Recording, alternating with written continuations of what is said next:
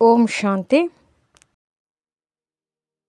ನಮ್ಮ ಚಾನೆಲ್ ವಿಡಿಯೋಗಳ ಹೆಚ್ಚಿನ ಮಾಹಿತಿಗಾಗಿ ಸಬ್ಸ್ಕ್ರೈಬ್ ಬಟನ್ಗೆ ಕ್ಲಿಕ್ ಮಾಡಿ ನಮ್ಮ ಚಾನೆಲ್ಗೆ ಸಬ್ಸ್ಕ್ರೈಬ್ ಮಾಡಿ. ಈ ವಿಡಿಯೋ ಇಷ್ಟವಾದಲ್ಲಿ ಲೈಕ್ ಮಾಡಿ, ಶೇರ್ ಮಾಡಿ ಹಾಗೂ ಕಮೆಂಟ್ ಮಾಡಿ. ವಾಣಿ ಡೇಟು 27/1/2026. ಪ್ರಾತಃ ಮುರಳಿ. ಓಂ ಶಾಂತಿ. ಬಾಗ್ದಾದ ಮಧುಬನ ಮಧುರ ಮಕ್ಕಳೇ, ಹೆಜ್ಜೆ ಹೆಜ್ಜೆಯಲ್ಲಿ ಶ್ರೀಮತದಂತೆ ನಡೆಯಿರಿ, ಇಲ್ಲದಿದ್ದರೆ ಮಾಯೆಯು ದಿವಾಳಿಯನ್ನಾಗಿ ಮಾಡಿಬಿಡುವುದು. ಈ ಕಣ್ಣುಗಳು ಬಹಳ ಮೋಸಗೊಳಿಸುತ್ತವೆ, ಇವನ್ನು ಬಹಳ ಸಂಭಾಲನೆ ಮಾಡಿಕೊಳ್ಳಿ. ಪ್ರಶ್ನೆ: ಯಾವ ಮಕ್ಕಳಿಂದ ಮಾಯೆಯು ಬಹಳ ವಿಕರ್ಮ ಮಾಡಿಸುತ್ತದೆ? ಯಜ್ಞದಲ್ಲಿ ವಿಘ್ನರೂಪ ಯಾರಾಗಿದ್ದಾರೆ? ಉತ್ತರ: ಯಾರಿಗೆ ತಮ್ಮ ಅಹಂಕಾರವಿರುವುದು ಅವರಿಂದ ಮಾಯೆಯು ಬಹಳ ವಿಕರ್ಮಗಳನ್ನು ಮಾಡಿಸುತ್ತದೆ. ಇಂತಹ ಮಿಥ್ಯ ಅಹಂಕಾರ ಇರುವವರು ಮುರಳಿಯನ್ನು ಓದುವುದಿಲ್ಲ. ಈ ರೀತಿ ಹುಡುಗಾಟಿಕೆ ಮಾಡುವುದರಿಂದ ಮಾಯೆಯು ಪೆಟ್ಟುಕೊಟ್ಟು ಕಾಸಿಗೂ ಬೆಲೆಯಿಲ್ಲದವರನ್ನಾಗಿ ಮಾಡಿಬಿಡುತ್ತದೆ. ಯಾರ ಬುದ್ಧಿಯಲ್ಲಿ ಪರಚಿಂತನೆಯ ಮಾತುಗಳಿರುತ್ತವೆಯೋ ಅವರು ಯಜ್ಞದಲ್ಲಿ ವಿಘ್ನರೂಪವಾಗುತ್ತಾರೆ. ಇದು ಬಹಳ ಕೆಟ್ಟ ಹವ್ಯಾಸವಾಗಿದೆ. ಓಂ ಶಾಂತಿ. ಆತ್ಮಿಕ ಮಕ್ಕಳಿಗೆ ತಂದೆಯು ತಿಳಿಸಿದ್ದಾರೆ, ಇಲ್ಲಿ ನೀವು ಮಕ್ಕಳು ಈ ವಿಚಾರದಿಂದ ಕುಳಿತುಕೊಳ್ಳಬೇಕಾಗುತ್ತದೆ. ಇವರು ತಂದೆಯೂ ಆಗಿದ್ದಾರೆ, ಶಿಕ್ಷಕ ಸದ್ಗುರುವೂ ಆಗಿದ್ದಾರೆ ಮತ್ತು ಇದನ್ನು ಅನುಭವ ಮಾಡುತ್ತೀರಿ. ತಂದೆಯನ್ನು ನೆನಪು ಮಾಡುತ್ತಾ ಪವಿತ್ರರಾಗಿ ಹೋಗಿ ಪವಿತ್ರ ಧಾಮವನ್ನು ತಲುಪುತ್ತೇವೆ. ತಂದೆ ತಿಳಿಸಿದ್ದಾರೆ, ಪವಿತ್ರ ಧಾಮದಿಂದಲೇ ನೀವು ಕೆಳಗಿಳಿದಿದ್ದೀರಿ. ಮೊದಲು ನೀವು ಸತೋ ಪ್ರಧಾನರಾಗಿದ್ದಿರಿ, ನಂತರ ಸತೋ ರಜೋ ತಮೋದಲ್ಲಿ ಬಂದಿರಿ. ನಾವೀಗ ಕೆಳಗಿಳಿದಿದ್ದೇವೆ ಎಂಬುದನ್ನು ನೀವು ತಿಳಿದುಕೊಂಡಿದ್ದೀರಿ. ಭಲೆ ಸಂಗಮಯುಗದಲ್ಲಿದ್ದಿರಿ, ಆದರೆ ಜ್ಞಾನದಿಂದ ತಿಳಿದುಕೊಳ್ಳುತ್ತೀರಿ ನಾವು ಬಹಳ ದೂರ ಸರಿದಿದ್ದೇವೆ. ಒಂದು ವೇಳೆ ನಾವು ಶಿವತಂದೆಯ ನೆನಪಿನಲ್ಲಿ ಇದ್ದಿದ್ದೇ ಆದರೆ ಶಿವಾಲಯವು ದೂರವಿಲ್ಲ. ಶಿವತಂದೆಯನ್ನು ನೆನಪು ಮಾಡದಿದ್ದರೆ ಶಿವಾಲಯವು ಬಹಳ ದೂರವಿದೆ. ಶಿಕ್ಷೆಗಳನ್ನು ಅನುಭವಿಸಬೇಕಾಗುತ್ತದೆ ಅಲ್ಲವೇ? ಆದ್ದರಿಂದ ಬಹಳ ದೂರವಾಗಿ ಬಿಡುತ್ತದೆ. ತಂದೆಯು ಮಕ್ಕಳಿಗೆ ಯಾವುದೇ ಹೆಚ್ಚು ಕಷ್ಟವನ್ನು ಕೊಡುವುದಿಲ್ಲ. ಮೊದಲನೇದಾಗಿ ಪದೇ ಹೇಳುತ್ತಾರೆ, ಮನಸ ವಾಚ ಕರ್ಮಣ ಪವಿತ್ರರಾಗಬೇಕಾಗಿದೆ. ಈ ಕಣ್ಣುಗಳು ಸಹ ಬಹಳ ಮೋಸಗೊಳಿಸುತ್ತವೆ, ಆದ್ದರಿಂದ ಬಹಳ ಎಚ್ಚರಿಕೆಯಿಂದ ನಡೆಯಬೇಕಾಗಿದೆ. ತಂದೆಯು ತಿಳಿಸಿದ್ದಾರೆ, ಧ್ಯಾನ ಮತ್ತು ಯೋಗ ಎರಡು ಬೇರೆಯಾಗಿದೆ. ಯೋಗ ಎಂದರೆ ನೆನಪು, ಕಣ್ಣುಗಳನ್ನು ತೆರೆದು ನೆನಪು ಮಾಡಬಹುದು. ಧ್ಯಾನಕ್ಕೆ ಯೋಗವೆಂದು ಹೇಳಲಾಗುವುದಿಲ್ಲ. ಧ್ಯಾನದಲ್ಲಿ ಹೋಗುತ್ತಾರೆಂದರೆ ಅದಕ್ಕೆ ಜ್ಞಾನವೆಂದಾಗಲಿ ಯೋಗವೆಂದಾಗಲಿ ಹೇಳಲಾಗುವುದಿಲ್ಲ. ಧ್ಯಾನದಲ್ಲಿ ಹೋಗುವವರ ಮೇಲೆ ಮಾಯೆಯು ಬಹಳ ಯುದ್ಧ ಮಾಡುತ್ತದೆ. ಆದ್ದರಿಂದ ಇದರಲ್ಲಿ ಬಹಳ ಎಚ್ಚರಿಕೆಯಿಂದಿರಬೇಕಾಗಿದೆ. ತಂದೆಯ ಕಾಯ್ದೆ ಅನುಸಾರ ನೆನಪಿರಬೇಕು. ಕಾಯ್ದೆಗೆ ವಿರುದ್ಧವಾಗಿ ಯಾವುದೇ ಕೆಲಸ ಮಾಡಿದರೆ ಮಾಯೆಯು ಒಮ್ಮೆಲೆ ಬೀಳಿಸಿ ಬಿಡುವುದು. ಧ್ಯಾನದ ಇಚ್ಛೆಯನ್ನು ಎಂದೂ ಇಟ್ಟುಕೊಳ್ಳಬಾರದು. ಇಚ್ಛಾ ಮಾತ್ರ ಅವಿದ್ಯ. ನಿಮಗೆ ಯಾವುದೇ ಇಚ್ಛೆಗಳಿರಬಾರದು. ತಂದೆಯು ನಿಮ್ಮ ಎಲ್ಲ ಕಾಮನೆಗಳನ್ನು ಕೇಳದೆಯೇ ಪೂರ್ಣ ಮಾಡಿಬಿಡುತ್ತಾರೆ. ಆದರೆ ತಂದೆಯ ಆಜ್ಞೆಯಂತೆ ನಡೆದಾಗ ಮಾತ್ರ. ಒಂದು ವೇಳೆ ತಂದೆಯ ಆಜ್ಞೆಯ ಉಲ್ಲಂಘನೆ ಮಾಡಿ ಉಲ್ಟಾ ಮಾರ್ಗವನ್ನು ಹಿಡಿದರೆ ಸ್ವರ್ಗಕ್ಕೆ ಹೋಗುವ ಬದಲು ನರಕದಲ್ಲಿಯೇ ಹೋಗುವರು. ಗಜವನ್ನು ಗ್ರಾಹವು ತಿಂದಿತು ಎಂದು ಗಾಯನವೂ ಇದೆ. ಅನೇಕರಿಗೆ ಜ್ಞಾನ ಕೊಡುವವರು ಭೋಗವನ್ನು ನೀಡುವವರು ಇಂದು ಇಲ್ಲ. ಏಕೆಂದರೆ ಕಾಯ್ದೆಯ ಉಲ್ಲಂಘನೆ ಮಾಡುತ್ತಾರೆಂದರೆ ಪೂರ್ಣ ಮಾಯಾವಿಗಳಾಗಿ ಬಿಡುತ್ತಾರೆ. ದೇವತೆಗಳಾಗುತ್ತಾ ಮತ್ತೆ ಅಸುರರಾಗಿ ಬಿಡುತ್ತಾರೆ. ಆದ್ದರಿಂದ ಈ ಮಾರ್ಗದಲ್ಲಿ ಬಹಳ ಎಚ್ಚರಿಕೆ ಇರಬೇಕು. ತಮ್ಮ ಮೇಲೆ ತಾವು ನಿಯಂತ್ರಣವನ್ನು ಇಟ್ಟುಕೊಳ್ಳಬೇಕು. ತಂದೆಯು ಮಕ್ಕಳಿಗೆ ಸಾವಧಾನ ನೀಡುತ್ತಾರೆ. ಶ್ರೀಮತದ ಉಲ್ಲಂಘನೆ ಮಾಡಬಾರ್ದು. ಆಸುರಿ ಮತದಂತೆ ನಡೆಯುವುದರಿಂದಲೇ ನಿಮ್ಮದು ಇಳಿಯುವ ಕಲೆಯಾಗಿದೆ. ಎಲ್ಲಿದ್ದವರು ಎಲ್ಲಿಗೆ ಬಂದು ತಲುಪಿದ್ದೀರಿ, ಒಮ್ಮೆಲೆ ಕೆಳಗೆ ಬಂದು ಬಿಟ್ಟಿದ್ದೀರಿ. ಈಗಲೂ ಸಹ ಶ್ರೀಮತದಂತೆ ನಡೆಯದೆ ನಿರ್ಲಕ್ಷ್ಯವಾದರೆ ಪದವಿ ಭ್ರಷ್ಟರಾಗಿ ಬಿಡುತ್ತೀರಿ. ತಂದೆಯು ನಿನ್ನೆ ದಿನವೂ ತಿಳಿಸಿದ್ದರು, ಏನೆಲ್ಲವನ್ನು ಶ್ರೀಮತದ ಆಧಾರವಿಲ್ಲದೆ ಮಾಡುವರೋ ಅವರು ಸೇವಾ ಭಂಗ ಮಾಡುತ್ತಾರೆ, ಶ್ರೀಮತವಿಲ್ಲದೆ ಮಾಡಿದರೆ ಕೆಳಗೆ ಬೀಳುತ್ತಾರೆ. ತಂದೆಯು ಆರಂಭದಿಂದ ಮಾತೆಯರನ್ನು ನಿಮಿತ್ತರನ್ನಾಗಿ ಇಟ್ಟಿದ್ದಾರೆ, ಏಕೆಂದರೆ ಕಳಶವು ಮಾತೆಯರಿಗೆ ಸಿಗುತ್ತದೆ. ವಂದೇ ಮಾತರಂ ಎಂದು ಗಾಯನವಿದೆ. ತಂದೆಯು ಸಹ ಮಾತೆಯರ ಒಂದು ಸಂಘವನ್ನು ಕಟ್ಟಿದರು. ಅವರಿಗೆ ತನ್ನದೆಲ್ಲವನ್ನು ಸಮರ್ಪಣೆ ಮಾಡಿ ಬಿಟ್ಟರು. ಕನ್ಯರು ವಿಶ್ವಾಸ ಪಾತ್ರರಾಗುತ್ತಾರೆ. ಬಹುತೇಕವಾಗಿ ಪುರುಷರು ದಿವಾಳಿಯಾಗಬಹುದು. ಆದ್ದರಿಂದ ತಂದೆಯು ಸಹ ಮಾತೆಯರ ಮೇಲೆ ಕಳಶವನ್ನಿಡುತ್ತಾರೆ. ಈ ಜ್ಞಾನ ಮಾರ್ಗದಲ್ಲಿಯೂ ಮಾತೆಯರು ದಿವಾಳಿಯಾಗಬಹುದು. ಯಾರು ಪದಂ ಭಾಗ್ಯಶಾಲಿಗಳು ಆಗೋರಿದ್ದಾರೆಯೋ ಅವರು ಸಹ ಮಾಯೆಯಿಂದ ಸೋತು ದಿವಾಳಿಯಾಗಿ ಬಿಡುತ್ತಾರೆ. ಇಲ್ಲಿ ಸ್ತ್ರೀ ಪುರುಷರಿಬ್ಬರು ದಿವಾಳಿಯಾಗುವ ಸಾಧ್ಯತೆ ಇದೆ. ಅಲ್ಲಾದರೆ ಕೇವಲ ಪುರುಷರು ದಿವಾಳಿಯಾಗಿರುತ್ತಾರೆ. ಇಲ್ಲಂತೂ ನೋಡಿ, ಎಷ್ಟೊಂದು ಮಂದಿ ಸೋಲನ್ನು ಅನುಭವಿಸಿ ಹೊರಟು ಹೋದರು. ಅಂದರೆ ದಿವಾಳಿಯಾದರಲ್ಲವೇ? ತಂದೆಯು ಕುಳಿತು ತಿಳಿಸುತ್ತಾರೆ, ಭಾರತವಾಸಿಗಳು ಪೂರ್ಣ ದಿವಾಳಿಯಾಗಿದ್ದಾರೆ. ಮಾಯೆಯು ಎಷ್ಟು ಪ್ರಬಲವಾಗಿದೆ, ನಾವು ಹೇಗಿದ್ದೆವು ಎಂಬುದು ಅರ್ಥವಾಗುವುದೇ ಇಲ್ಲ. ಮೇಲಿಂದ ಕೆಳಗೆ ಒಮ್ಮೆಲೆ ಬೀಳುತ್ತಾರೆ. ಇಲ್ಲಿಯೂ ಸಹ ಶ್ರೇಷ್ಠ ವಿದ್ಯೆಯನ್ನು ಓದುತ್ತಾ ಮತ್ತೆ ಶ್ರೀಮತವನ್ನು ಮರೆತು ತನ್ನ ಮತದಂತೆ ನಡೆದರೆ ದಿವಾಳಿಯಾಗುತ್ತಾರೆ. ಆದ್ದರಿಂದ ಅಂಥವರ ಸ್ಥಿತಿ ಏನಾಗಬಹುದು? ಆ ಮನುಷ್ಯರಂತೂ ದಿವಾಳಿಯಾದರೆ ಮತ್ತೆ 5-7 ವರ್ಷಗಳ ನಂತರ ಎದ್ದು ನಿಲ್ಲುತ್ತಾರೆ. ಆದರೆ ಇಲ್ಲಿ 21 ಜನ್ಮಗಳಿಗಾಗಿ ದಿವಾಳಿಯಾಗುತ್ತಾರೆ. ಮತ್ತು ಶ್ರೇಷ್ಠ ಪದವಿಯನ್ನು ಪಡೆಯಲು ಸಾಧ್ಯವಿಲ್ಲ. ದಿವಾಳಿಯಾಗುತ್ತಲೇ ಇರುತ್ತಾರೆ. ಎಷ್ಟೊಂದು ಮಹಾರಥಿಗಳು ಅನ್ಯರನ್ನು ಮೇಲೆತ್ತುತ್ತಿದ್ದರು, ಆದರೆ ಅವರು ಇಂದು ಇಲ್ಲ. ಇಲ್ಲಿ ಶ್ರೇಷ್ಠ ಪದವಿಯಂತೂ ಬಹಳಷ್ಟಿದೆ, ಆದರೆ ಎಚ್ಚರಿಕೆಯಿಂದ ಇರಲಿಲ್ಲವೆಂದರೆ ಮೇಲಿನಿಂದ ಕೆಳಗೆ ಬೀಳುತ್ತೀರಿ. ಮಾಯೆಯು ನುಂಗಿಬಿಡುತ್ತದೆ. ಮಕ್ಕಳು ಬಹಳ ಎಚ್ಚರಿಕೆಯಿಂದಿರಬೇಕಾಗಿದೆ.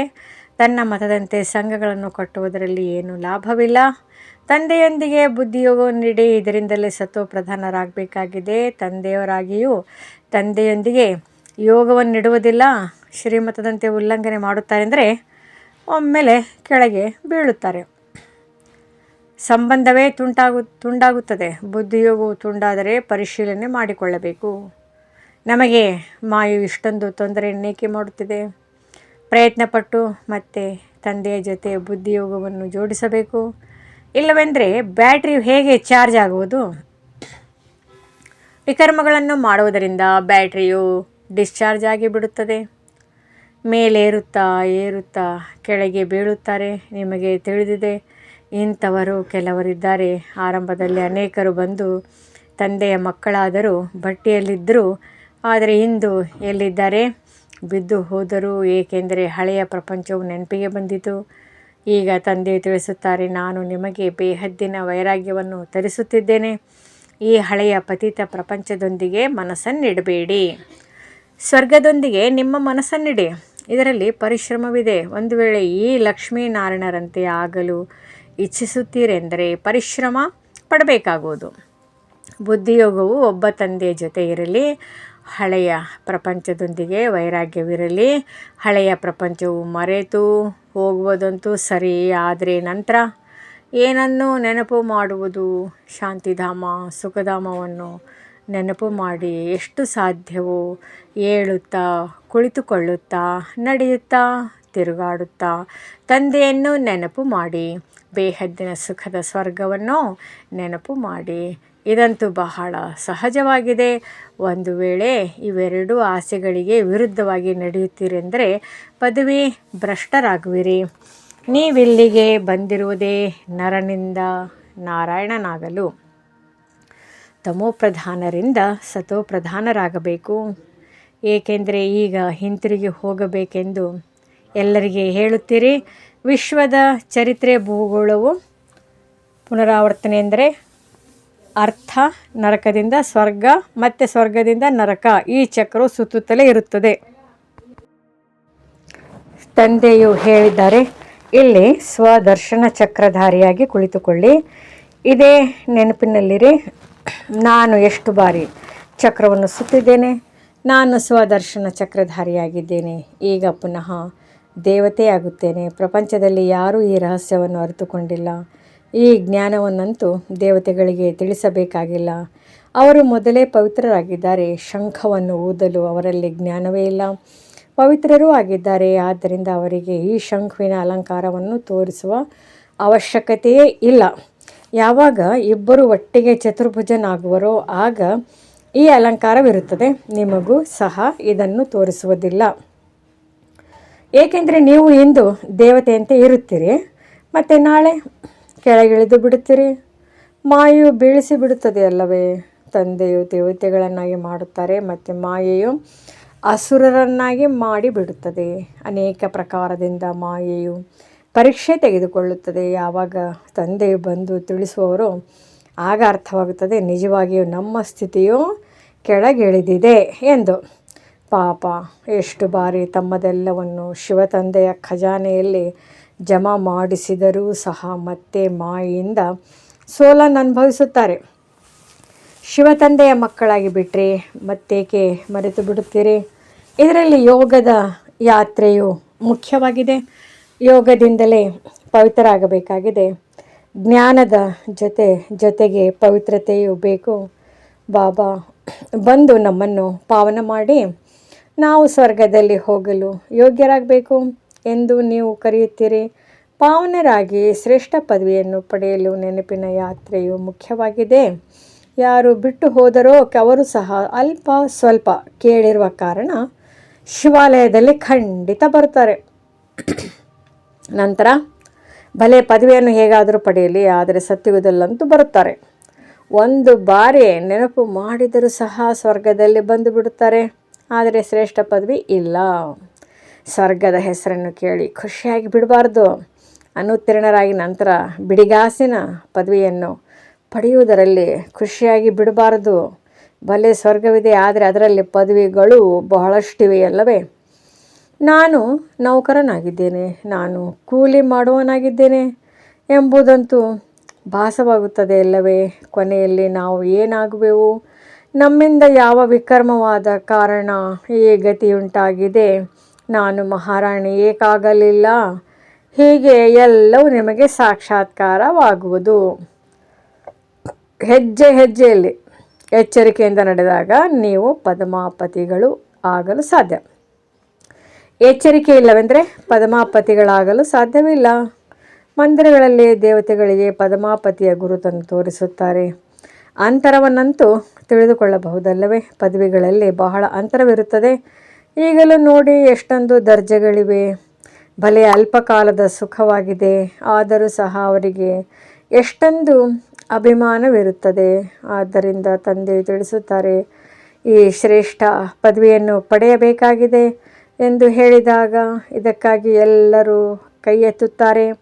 ಅಂದಮೇಲೆ ಅಷ್ಟು ಪುರುಷಾರ್ಥವನ್ನು ಮಾಡಬೇಕಾಗಿದೆ. ಕೈಯನ್ನೆತ್ತುವವರೇ ಸ್ವಯಂ ಕೆಳಗೆ ಬೀಳುತ್ತಾರೆ.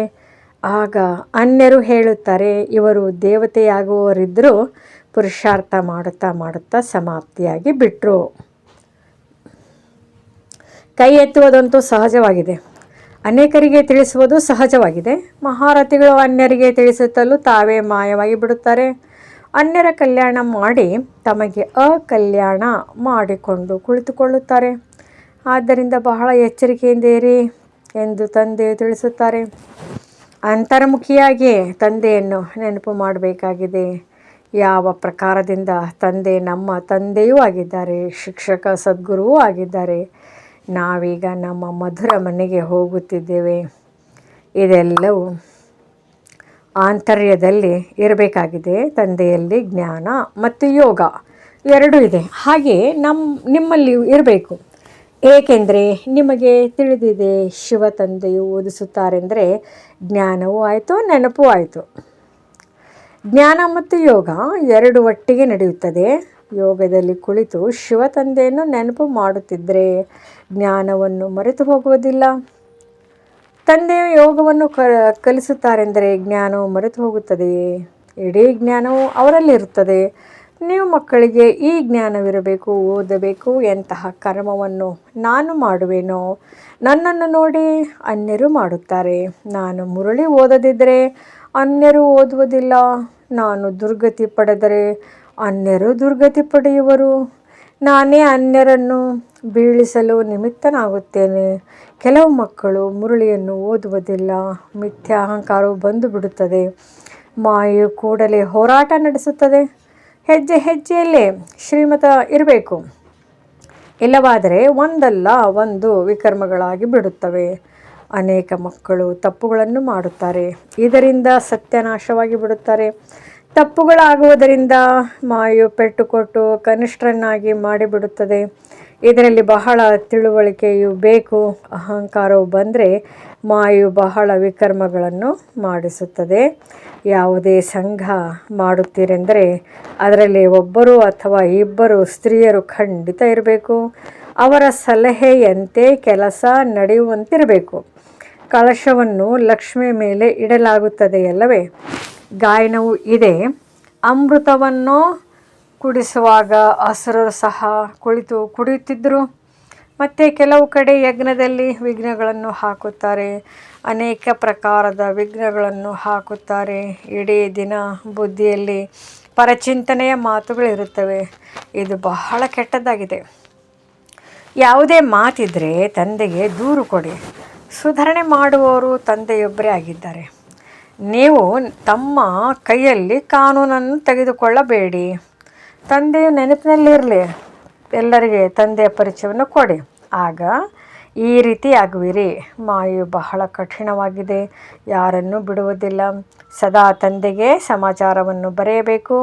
ಸಲಹೆಯನ್ನು ತೆಗೆದುಕೊಳ್ಳುತ್ತಾ ಇರಬೇಕು. ಹಾಗೆ ನೋಡಿದರೆ ತಂದೆಯು ಪ್ರತಿಯೊಂದು ಸಲಹೆಯನ್ನು ಕೊಡುತ್ತಲೇ ಇರುತ್ತಾರೆ. ಆದ್ದರಿಂದ ತಂದೆಯು ತಾವೇ ಈ ಮಾತಿನ ಬಗ್ಗೆ ತಿಳಿಸಿಬಿಟ್ರು ಅಂದಾಗ ಅಂತರ್ಯಾಮಿಯಾಗಿದ್ದಾರೆ ಎಂದು ಮಕ್ಕಳು ತಿಳಿದುಕೊಳ್ಳುತ್ತಾರೆ. ಆದರೆ ತಂದೆಯು ತಿಳಿಸುತ್ತಾರೆ, ಇಲ್ಲ, ನಾನಂತೂ ಜ್ಞಾನವನ್ನು ಓದಿಸುತ್ತೇನೆ. ಇದರಲ್ಲಿ ಅಂತರ್ಯಾಮಿಯ ಮಾತಿಲ್ಲ. ಇದನ್ನು ತಿಳಿದುಕೊಂಡಿದ್ದೇನೆ. ಇವರೆಲ್ಲರೂ ನನ್ನ ಮಕ್ಕಳಾಗಿದ್ದಾರೆ. ಪ್ರತಿಯೊಬ್ಬರಲ್ಲಿರುವ ಆತ್ಮವು ನನ್ನ ಮಗುವಾಗಿದೆ. ಬಾಕಿ ತಂದೆಯು ಎಲ್ಲರಲ್ಲಿ ವಿರಾಜಮಾನವಾಗಿದ್ದಾರೆ ಎಂದಲ್ಲ. ಮನುಷ್ಯರು ಇದನ್ನು ಉಲ್ಟಾ ತಿಳಿದುಕೊಳ್ಳುತ್ತಾರೆ.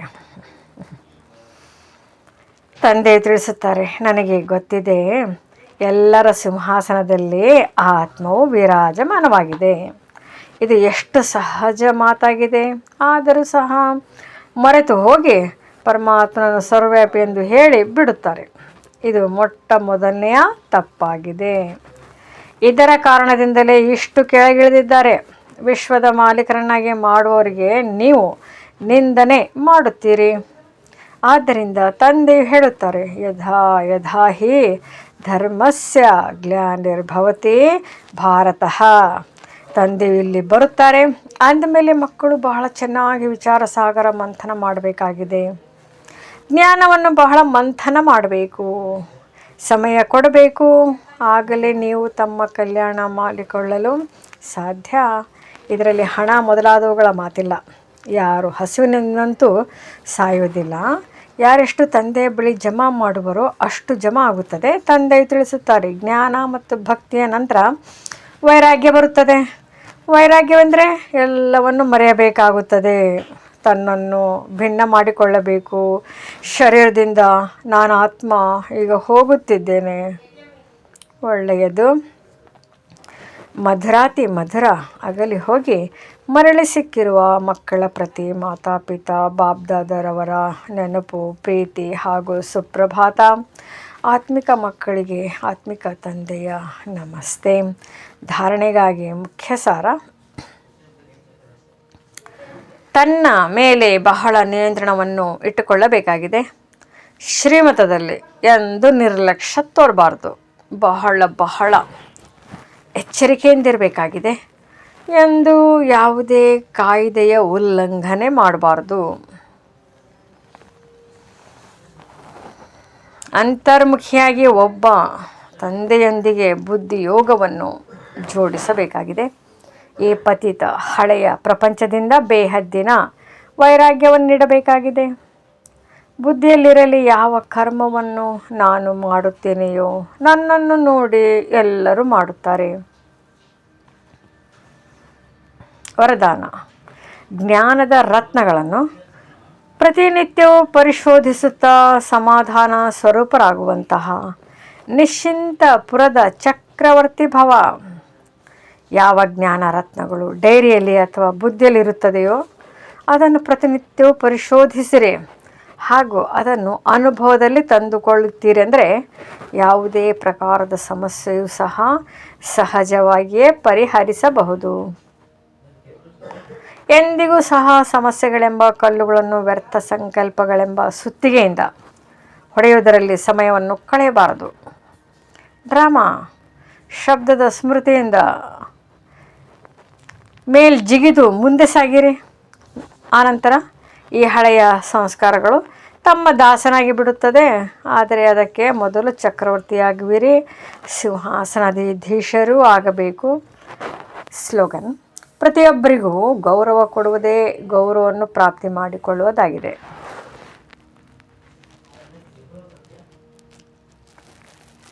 ಅವ್ಯಕ್ತ ಸೂಚನೆಗಳು: ಈ ಅವ್ಯಕ್ತ ಮಾಸದಲ್ಲಿ ಬಂಧನ ಮುಕ್ತರಾಗಿ ಜೀವನ್ಮುಕ್ತ ಸ್ಥಿತಿಯ ಅನುಭವ ಮಾಡಿ.